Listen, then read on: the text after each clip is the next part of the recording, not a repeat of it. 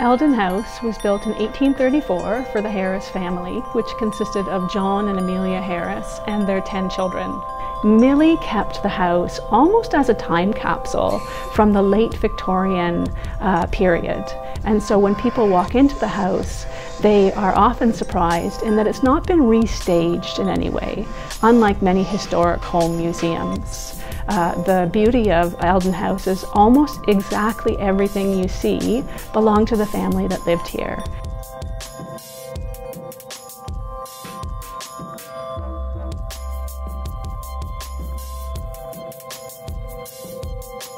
Woodland was the place where many of London's richest families were. In fact, the Harris family, founders of Eldon House, are all buried at Woodland Cemetery at the back.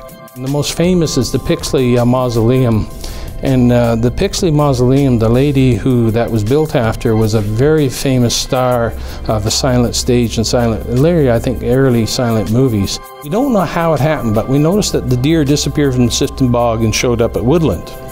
And part of the reason they love Woodland is it's near the river, there's lots of room, and believe it or not, the deer absolutely love the flowers at Woodland. I'm a funeral director, so I was taking a casket out to the crematorium for delivery to the crematorium. As I had the back of the van lifted and I'm pulling the casket out and the crematorium operator's there, a herd of deer started walking towards me very slowly as I'm pulling the casket out. So I stop and I say to the crematorium operator, I said, "What's with the deer, you know?" And he says, "Oh, they saw you pulling the casket out and they're looking for something to eat." And I have this Stephen King flash in my head and I go, "Dude, what the hell do you feed deer at a crematorium?" He goes, "No, no, no, no."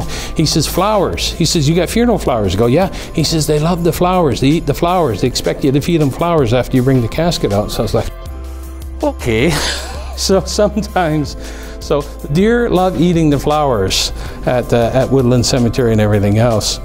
As far as Woodland goes, London cemeteries don't seem to be very well haunted. Sorry to disappoint people, but most of our good ghost stories aren't in the cemeteries at all. They're everywhere else. They're here at Eldon House, especially the darn kitchen, but they're not out at Woodland. Eldon House has many ghost stories that we've collected through the years, and we have one that we tell more than almost every other, and it is, as far as we can tell, a real ghost story, and it took place here in 1841. The garrison had been established in London at this point, and as you know, Amelia and John were trying to marry off their eligible daughters. Their eldest daughter, Sarah, had been dating a man named Wenman Winiot, and Wenman Winiot was to attend this ball. And as the family lore goes, she had given him a rose in his buttonhole in that he had just won the steeplechase, and they had promised to meet again later at the ball. Dancing was taking place in the house, music was playing, and guests were mingling. Sarah looked at her 3 friends and said, "Mr. Winiot is the rudest man I've ever met," and laughed and excused herself to go and find him, but he had vanished. He hadn't been seen. And at this exact same time that she looked for him, the clock in the back hall, that's still located there today, started to chime. It was 10 o'clock in the evening. John then broke the news to Sarah that Wenman Winiot's body had been found in the river to the north of the village. He had been thrown from his horse and he had died.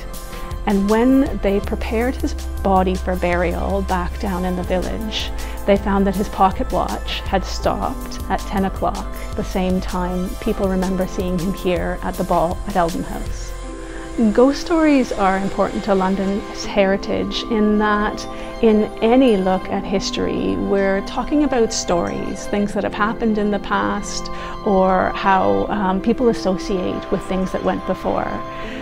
Ghost stories and retellings achieve that same end, whether people come in for a tour of the house or are looking for something very specific related to the paranormal.